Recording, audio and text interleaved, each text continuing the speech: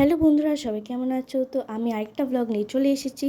তো আজকে হচ্ছে অন্নপূর্ণা পুজো, আর অন্নপূর্ণা পুজোর আজকে অষ্টম দিন। তো আমার এক মামির বাপের বাড়িতে অন্নপূর্ণা পুজো হয় এবং সেটি হচ্ছে সেই অন্নপূর্ণা মূর্তি এবং দেবীটি খুবই জাগ্রত।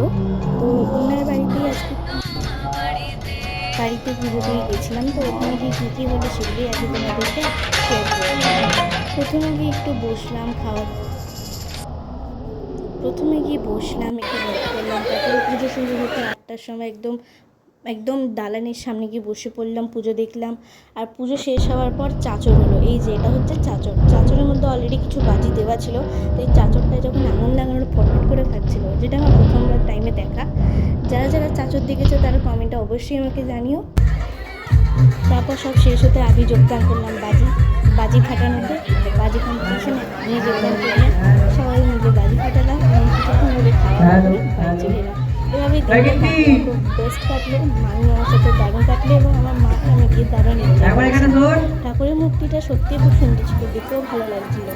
আর এটা আমার ফার্স্ট টাইম অন্নপূর্ণা পুজোতে যাওয়া এবং আজকে অষ্টমী। তো সবাইকে জানাই শুভ অষ্টমী, অন্নপূর্ণা পুজোর শুভেচ্ছা। বড়দেরকে প্রণাম, ছোটদের অনেক অনেক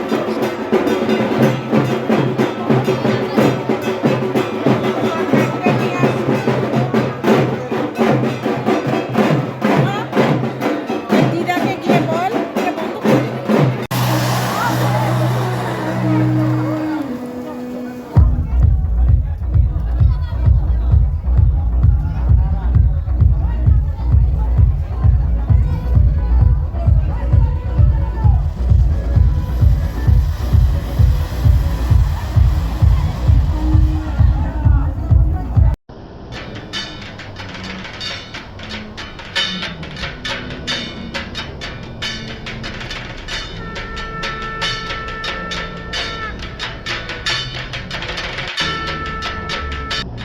তো আজকের জন্য এইটুকুই।